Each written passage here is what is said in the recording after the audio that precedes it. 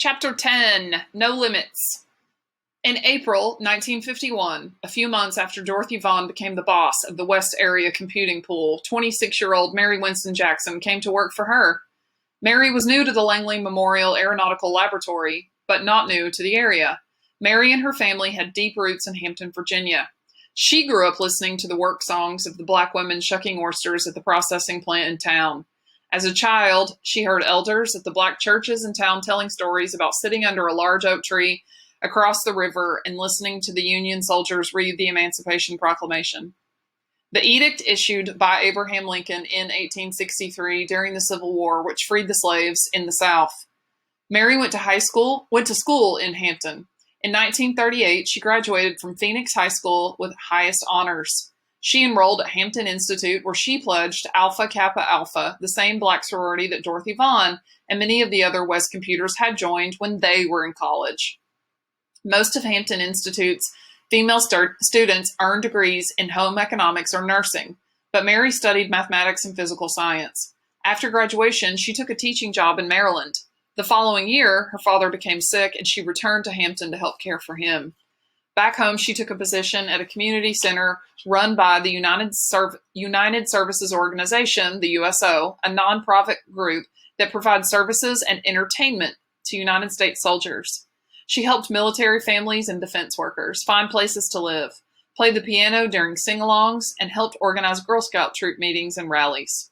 At one of the USO dances, Mary met Levi Jackson, an enlistee at the Naval School run by the Hampton Institute. They fell in love and married in 1944. Always an independent-minded woman, Mary passed up the all-white bridal gown for a shorter white dress with black sequins, accessorized with black gloves, black pumps, and a red rose corsage. Mary Winston, now Mary Jackson, did things her own way, raising expectations. When World War II ended, Levi Jackson found work as a painter at Langley Field. The USO closed, and Mary searched for a new job. She worked briefly as a bookkeeper, but left after the birth of her son. For a while, she was a busy stay-at-home mom. Even though taking care of her son kept her busy, Mary always found time for activities that made her happy. One of the things she loved the most was leading Girl Scout Troop 11, which was affiliated with her church. The organization's commitment to preparing women to take their place in the world with a mission of respect for God and country and of honesty and loyalty embodied Mary's core beliefs. She took the girls on 3-mile hikes and field trips to the crab factory to learn more about what their parents did for work. She took them to an afternoon tea at the Hampton Institute Mansion House, where the college's president and his family lived. For the first time in history, Hampton Institute's president was black. The grand president's residence was occupied by a black family. It was a sight the girls never forgot. An impeccable black staff and a fabulous house serving a black family. Mary Jackson understood how impressionable the young girls were. At a troop meeting, the group sang the folk tune, "Pick a Bale of Cotton." It was a well-known song that she had sung countless times before, but that day, it was as if she heard the words for the first time. We're going to jump down, turn around, pick a bale of cotton. She realized it was talking about slavery times in the South, and she didn't want to keep that idea alive. "Hold on a minute," she interrupted. "We are never going to sing this again." She explained that the song reinforced all the worst stereotypes about what it meant to be black. She told the girls they could be much more than that. Maybe Mary couldn't remove the limits that society put on the girls, but it was her duty to try to make sure the girls didn't put limits on themselves.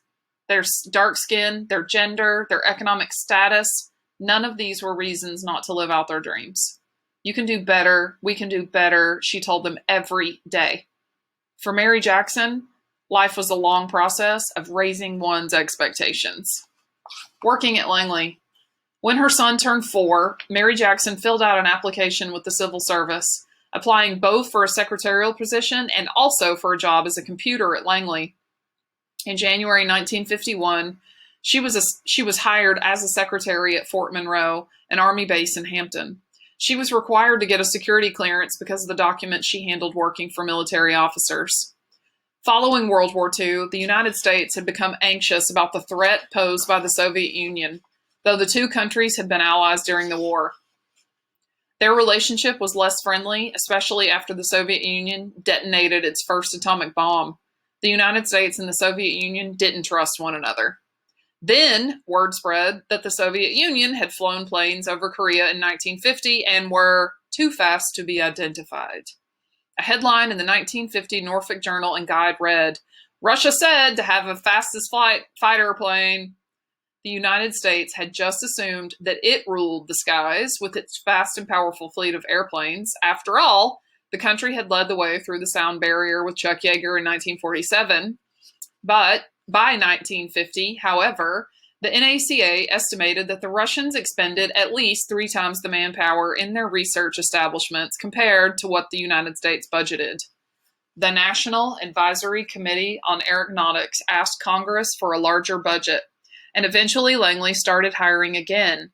The long list of job openings published in Air Scoop was similar to those of the boom during the war. America had no intention of backing down or surrendering the skies to any other country. Given Mary Jackson's background in mathematics, it came as no surprise that the government offered her a job working at Langley. Mary resigned from her job at the Army base and went to work for Dorothy Vaughan. No speed limits. The NACA engineers had successfully broken the sound barrier, but they knew that in order to stay ahead of the Russians, they had to build even faster planes, not just experimental aircraft, but ones that could be put into production for the military. For America to continue its present challenge supremacy in the air will require that it develop tactical military aircraft that will fly faster than sound before any other nation does so. The NACA's executive secretary said in the Norfolk Journal and Guide, Mach 1 was just the beginning. Engineers and pilots dreamed of flying with no speed limits. Some engineers imagined a day when pilots could fly at Mach 5 or faster, 3,800 miles an hour. The laboratory built new wind tunnels capable of conducting research at velocities from below the speed of sound up to Mach 7, a tunnel so fast it was labeled hypersonic. The engineers and mathematicians like Dorothy and Mary sharpened their pencils and got to work to try to figure out how to send humans flying through the air at speeds that even a decade before would have been unimaginable. The communist threat. On April 5th, 1951, the same day that Mary Jackson started her job at Langley, a New York federal court handed down a death sentence against Ethel and Julius Rosenberg, a couple accused of spying for the Russians. The Rosenberg trial sparked widespread fears that communist sympathizers, people who believed in communism, Russia's political system, were living inside the United States and plotting to overthrow the American government. At Langley, the Rosenberg trial and its repercussions hit close to home. An engineer was accused of stealing classified National Advisory Committee for Aeronautics documents and giving them to the Soviet Union. Some of the stolen secrets included plans for a nuclear-powered airplane and designs for parts of a high-speed aircraft.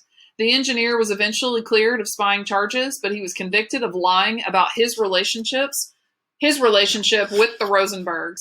Suddenly, Americans were afraid that there might be spies all around them, even in their neighborhoods or at work. The FBI interviewed Langley employees. Many workers were terrified of the investigators, who sometimes came to their homes unannounced. While no one was above suspicion, the investigators focused their attention on anyone involved with organizations that the government had decided were dangerous. The FBI accused people involved with many organizations of being sympathetic to the communists and their beliefs. The fear of communism ruined many lives and livelihoods, even when people were innocent. Virginia Senator Harry Byrd, the same politician who had criticized the Fair Employment Practices laws from World War II, stirred up another frenzy by labeling anyone who disagreed with his view of traditional American values as communist. But President Harry S. Truman saw a different way to deal with communism. He wanted to show that the United States version of democracy was the best system in the world, encouraging developing countries, including many in Africa, Asia, and Latin America, to become American allies. To prove that America was trying to be more fair to people with dark skin, President Truman desegregated the military, allowing blacks and whites to serve side by side in the armed forces. Truman also made the head of each federal department personally responsible for maintaining a work environment free of discrimination on the basis of race, color, religion, or national origin. Was discrimination taking place at Langley? On the one hand, the black women were still racially segregated into the West Computing office. The laboratory has one work unit composed entirely of Negro women. The West area computers, which may fall into the category of a segregated work unit, wrote one of Langley's administrative officers in a 1951 memo. However, the memo continued. A large percentage of employees are usually detailed to work in non-segregated units for periods of 1 to 3 months. Over time, women like Dorothy Hoover, West Computing's other Dorothy, had begun to leave the computing pool and go to work in other offices, sitting next to white engineers and computers. The women knew that the best way to fight discrimination at work was to do their work as well as they possibly could. The mathematical equations didn't care what color they were as long as the answers were correct.